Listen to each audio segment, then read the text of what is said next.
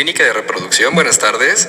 Disculpe, quisiera tener una valoración para poder tener una fertilización artificial. Sí, con gusto. Debe de acudir a una cita inicial en donde un médico especializado la valorará y le realizará los estudios pertinentes. Disculpe, ¿y ustedes atienden a todo tipo de pacientes? ¿A qué se refiere específicamente? Es que mi esposo es portador de VIH. Lo lamento, es que no tenemos experiencia en ese tipo de casos. Ah, ya veo. Qué lástima. Gracias.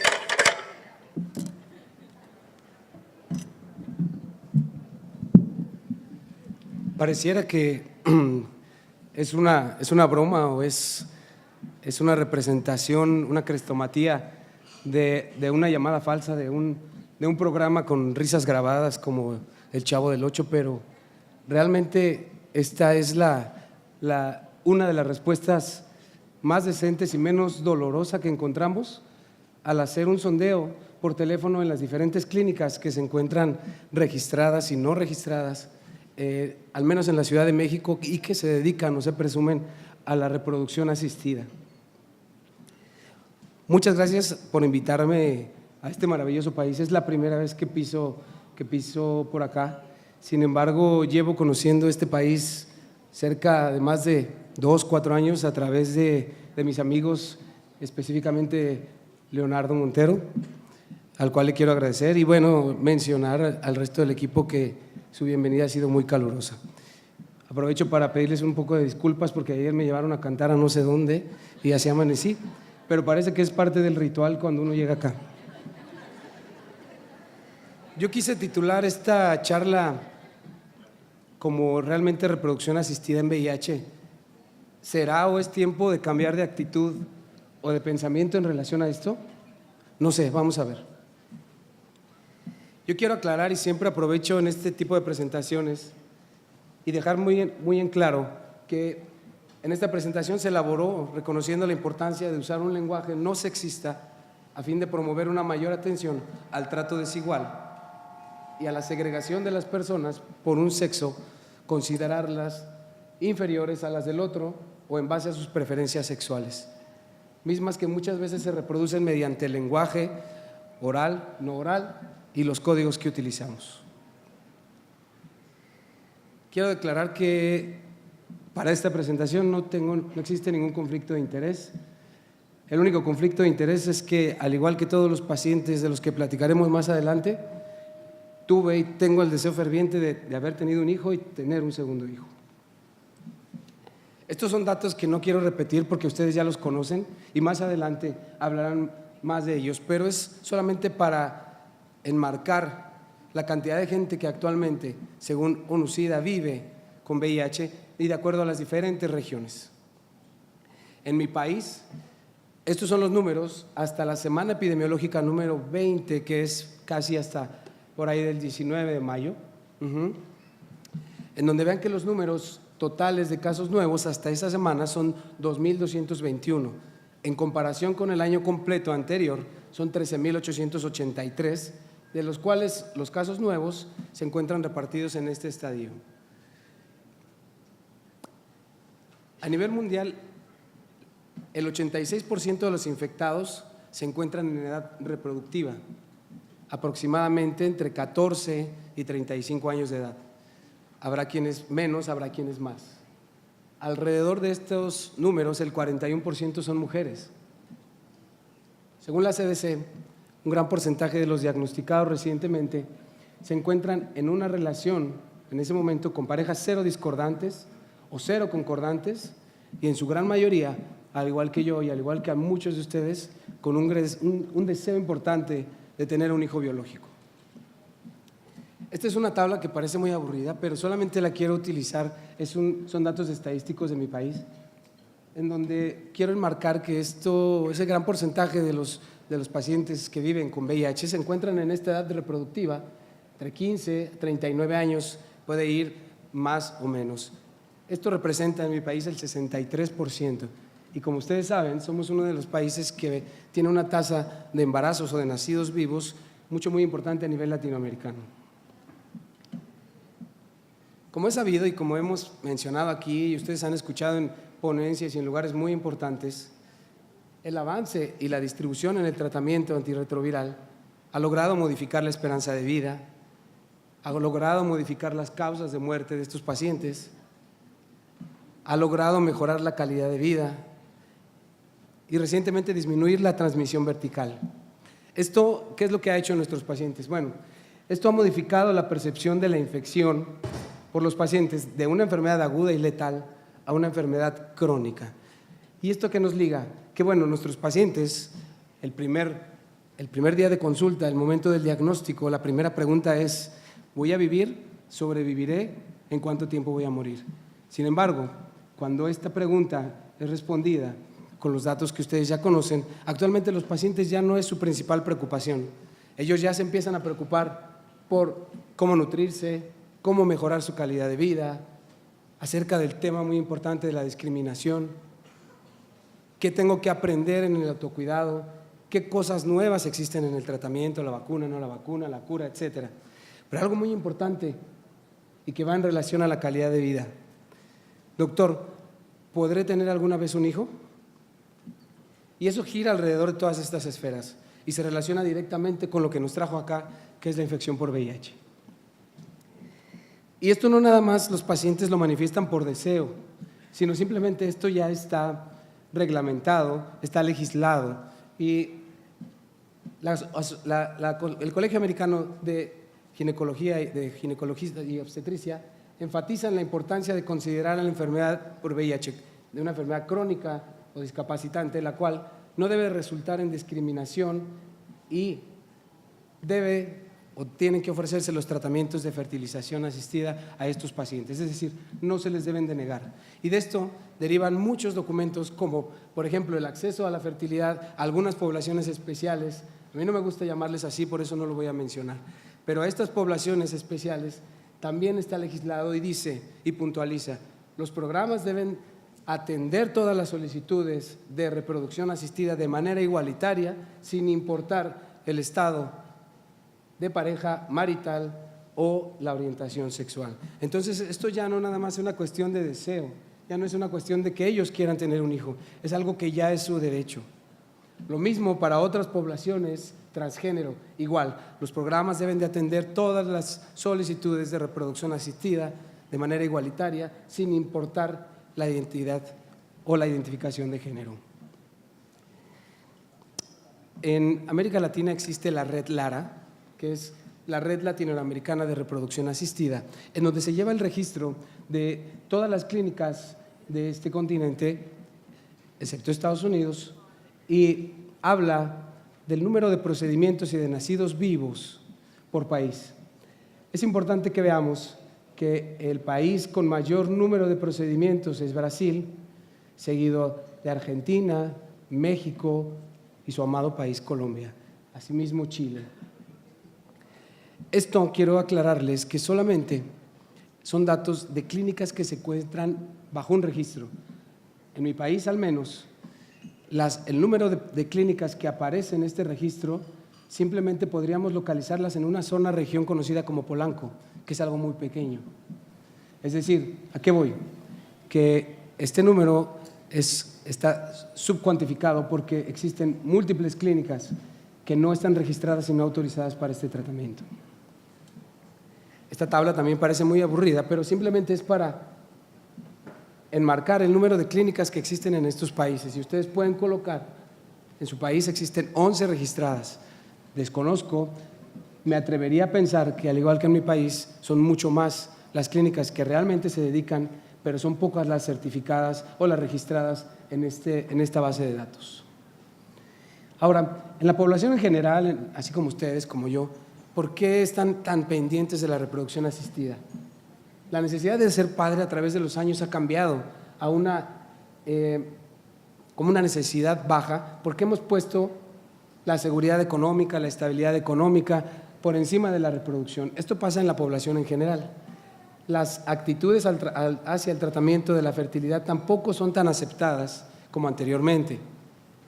La comodidad de divulgar la infertilidad para los amigos y las familias afectadas tampoco es tan aceptada. Esto pasa en la población en general. Sin embargo, a pesar de que estos datos no los tenemos traspolados en la población con VIH, a ellos les preocupa otros escenarios un poco más sensibles.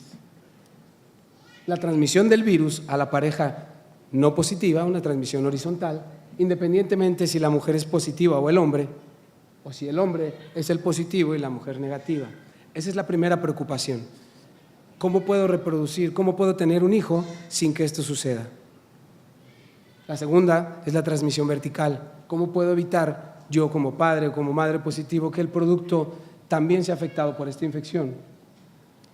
Y por último, una cuestión más ética es la preocupación que existe porque el producto nacido se enfrente con la desgracia de perder a uno de sus dos padres bajo esta condición del VIH. Esos son los 3 escenarios que le preocupan a nuestros pacientes. Cómo no contagiar a mi pareja, cómo no contagiar al producto y cómo proteger, arropar a ese producto que no sufra por mi pérdida. Ahora es importante que sepamos que no todas las parejas que viven infectadas por VIH manifiestan problemas de infertilidad. Sin embargo, existen datos que sugieren que el tratamiento antirretroviral puede asociarse con algunas anormalidades limítrofes en los espermatozoides, en la cantidad, en la forma, en la movilidad. Asimismo, el propio VIH puede disminuir esta misma capacidad de movilidad y la capacidad reproductiva de los espermatozoides. Esto es muy importante porque si nuestros pacientes se acercan a solicitar este tratamiento, no es propiamente porque tengan problemas de infertilidad. Está en estos 2 documentos, en estos 2 trabajos que yo cito, está demostrado que al menos en las mujeres no suele ser una situación igual el tener VIH y el tratamiento antirretroviral, ya que la disminución de la capacidad de fertilidad no se ve mermada significativamente en las mujeres con respecto a los hombres, excepto si presentan otras condiciones que son lógicas pensar, como un conteo de CD4 bajos, infecciones oportunistas, etcétera, etcétera, etcétera. Ante estas preocupaciones se plantean 3 escenarios muy importantes. El primero, cuando el hombre es positivo y la mujer es negativa. ¿Qué es lo que es el segundo escenario es mujer positiva y hombre negativo. El tercero, cuando los 2 son positivos a VIH, y uno más, que no va a ser la parte medular de este tema, pero que también debe de considerarse el tratamiento de la reproducción asistida a una mujer positiva sola o con una pareja del mismo género. Entonces, en el primer caso, el hombre positivo y la mujer negativa. Se consideran o se recomiendan varias modalidades. La reproducción natural controlada, esto sabemos que hay evidencia que a través de los coitos programados el riesgo disminuye, sobre todo si el paciente infectado tiene una carga viral indetectable. Sin embargo, esto no desaparece, no es un riesgo de 0. Esto, como les digo, va directamente proporcional a la carga viral, a infecciones oportunistas, a lesiones locales y al uso del PrEP. Esta es una tasa de una de las series que ustedes pudieran consultar en donde dice que 0.16 por cada 1000 exposiciones, es decir, relaciones sexuales naturales sin protección, pudiera contagiarlo con un intervalo de confianza que ustedes pueden ver abajo. Es un riesgo muy bajo si el infectado está con una carga viral indetectable y no existen las otras condiciones a nivel local. Sin embargo, el riesgo no es en 0. No se recomienda, solamente es una opción para algunas de las parejas, no para todas. Sin embargo, tiene muy poca efectividad y lo desafortunado es que las parejas que no se conocen con problemas de infertilidad y que se someten a la reproducción natural, se someten a este riesgo de contagio sin garantizar que realmente puedan concebir un bebé. Cuando el hombre es positivo y la mujer es negativa, también sabemos y es ahora muy estudiado el lavado de semen y utilizar una de 2 técnicas, la inseminación intrauterina. El lavado de semen, para hacer un repaso muy rápido, actualmente existe o se describe por varios pasos en donde hay una separación por una centrifugación discontinua por gradiente de concentración, en donde básicamente se separa el líquido seminal y las células no espermatozoides de este contenido, ya que sabemos que el resto de las células, macrófagos, linfocitos, son los que se encuentran con partículas virales. Asimismo, podríamos decir que el espermatozoide no es portador propiamente a nivel celular de la infección por VIH. Sin embargo, el resto del componente del semen sí. El segundo paso es la eliminación de este líquido seminal y del contenido celular para posteriormente hacer una técnica que se llama swim up. Se colocan estos espermatozoides vivos en un medio de cultivo enriquecido en donde ellos, por su motilidad natural, nadan hacia arriba, como su nombre de este procedimiento lo indica. Estos espermatozoides aptos, móviles, fuertes, son recobrados y ellos pueden tener dos caminos. La mitad de la muestra se somete a pruebas de PCR y amplificación de RNA para saber si esta muestra sigue siendo positiva antes de someter a la pareja por fertilización in vitro o intrauterina a esta muestra. Si por cualquiera de estas resulta positiva, esa muestra se desecha. La sensibilidad de estas pruebas puede llegar al 99%, sin embargo, ese 1% todavía está presente. Si esa muestra, la mitad de esa muestra sale positivo, se desecha. Entonces, tiene dos caminos, o se resguarda o se desecha. Si se resguarda, obviamente se va a utilizar para cualquiera de estas dos técnicas, ya sea por inseminación intrauterina o por fertilización in vitro con la técnica ICSI o microinyección intracitoplasmática. La segunda según las discusiones de los expertos, es la más segura, porque el riesgo de exponer a la mujer a un solo espermatozoide es mínimo antes o en comparación con la fertilización o la fecundación intrauterina, en donde se somete a un mayor número de espermatozoides a esta mujer. Esto reduce el riesgo sustancialmente. Tenemos una tasa de éxito aproximadamente en un estudio de 11.500 ciclos iniciados, es decir, estimulación hormonal, en donde se registraron 0 casos de contagio a la pareja y al producto. Es decir, a pesar de que estos datos indican que el contagio es 0, no podemos asegurar que realmente no exista el riesgo. Esto también influye mucho o mejora si la carga viral del paciente, en este caso el hombre, es indetectable, y también si la mujer usa o puede ser beneficiada del PrEP.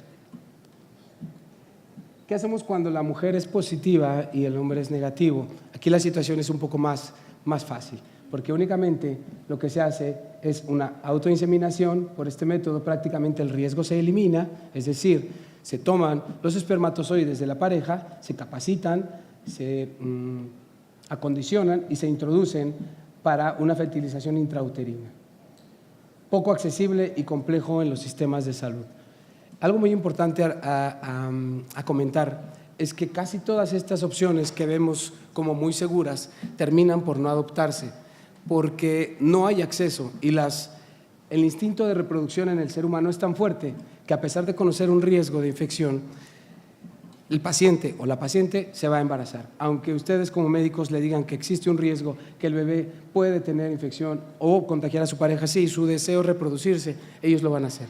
Desafortunadamente, todas estas opciones seguras, al menos en mi país, no están tan disponibles. No hay un riesgo detectado por medio de esta última técnica y, bueno, otra opción para este tipo o para este contexto es la reproducción natural controlada, que habíamos platicado que el riesgo, si bien no desaparece, es un riesgo mínimo. Este es el riesgo que se tiene contabilizado según la CDC de un contagio por cada 5 o a 1000 exposiciones o relaciones no protegidas. No es recomendado, sin embargo, a lo que acabo de mencionar, es de los más socorridos, de los más utilizados, porque únicamente el paciente o la pareja gasta en una consulta que les oriente acerca de sus días fértiles y nada más. Sin embargo, el riesgo sigue existiendo. Cuando el contexto es que las dos, tanto el padre como la madre, es positivo, bueno, existen estas opciones de las cuales ya platicamos. Sin embargo, hay algunas que no se recomiendan, sobre todo las relaciones naturales, con el contexto de evitar superinfecciones entre una pareja y otra. La ICSI, como les comentaba, es la más recomendable porque el riesgo de someter a esta mujer a un solo espermatozoide probablemente contaminado es muchísimo menor que utilizar más en una fecundación o fertilización intrauterina. El punto clave en este escenario, y que esto es un tema que ustedes ya conocen mucho, es evitar la transmisión vertical con las intervenciones que ya conocemos, el tratamiento y el seguimiento de la mujer embarazada. Y aprovecho, bueno, la mujer que no ha podido, bajo este contexto, no ha podido eliminarse el riesgo completamente. Algunos tratamientos o procedimientos diagnósticos pueden inducir la transmisión del feto, sobre todo aquellos procedimientos invasivos in útero. Existen estudios en Estados Unidos en donde no encontraron ningún feto, o más bien ningún producto que se haya contagiado tras ser invadido por una toma de líquido amniótico o de vellosidades coriónicas, a pesar de la evidencia donde no se registró ninguna transmisión en estos procedimientos. Aprovecho, disculpen la pinta que tengo ahí, pero aprovecho para presentarles a Analí. Es una niña que nació del contexto de dos padres, padre masculino y mujer, positivos, y que, como ven o se alcanzan a ver atrás, está en el anexo de vacunación. Y como decía hace rato la doctora de pediatría, para que ella esté en un anexo de vacunación es porque hasta este momento ya teníamos demostrado que era negativo, ¿no? En esta red Lara no tenemos ninguna seroconversión en las mujeres tratadas ni en los niños nacidos. La tasa de aborto de estos procedimientos relativamente es baja o esperada, 16.6%, un embarazo múltiple por la implantación múltiple, valga la redundancia, de folículos fecundados del 18%. Sin embargo, ¿por qué? A pesar de que ya demostramos, a pesar de que existen los números desde el 2003, desde antes del 2000, que el riesgo de tener un hijo biológico para mi pareja y recientemente para el producto está demostrado que puede ser de 0, yo quisiera preguntarles por qué no hacemos una reproducción asistida para estos pacientes. Solamente en algunos lugares en específico, como en España o en las clínicas de Estados Unidos, menos del 3% aceptan a pacientes como los que platicamos. ¿Por qué? Porque, bueno, todavía existe una preocupación acerca de la transmisión al personal clínico. En este siglo en el que vivimos, todavía el personal que manipula las muestras se preocupa de ser contagiado. Miedo a la contaminación cruzada de gametos cultivados y almacenados. Ayer charlaba con uno de los asesores a los que me acerqué en México, del Instituto Ingenes, uno de los más famosos, y me decía, no tenemos un lugar específico o diseñado para almacenar productos o para almacenar gametos infectados ni de VIH ni de hepatitis C. Entonces, no se somete al riesgo de que se contaminen los demás. Esa es una limitante que tenemos. Existe falta de experiencia en el manejo de estos pacientes porque el personal que conforma una clínica de reproducción, salvo algunas, no tiene un infectólogo que pudiera asesorar en el manejo de estos pacientes. Únicamente biólogos de la reproducción, médicos generales capacitados en el tema, pero no hay un equipo multidisciplinario que pueda ayudar en el contexto de estos pacientes. La barrera más importante en esta carrera de obstáculos de los pacientes, los costos tan elevados a los que puede llegar un procedimiento de reproducción asistida. Desde una orientación para relaciones naturales no protegidas desde $250 hasta 7,500 más o menos en los procedimientos que ellos les llaman de alta complejidad, es decir, de fecundación o fertilización in vitro intrauterina. $7,500. Todos traemos una calculadora en el celular, hagan cuentas, es mucho el dinero.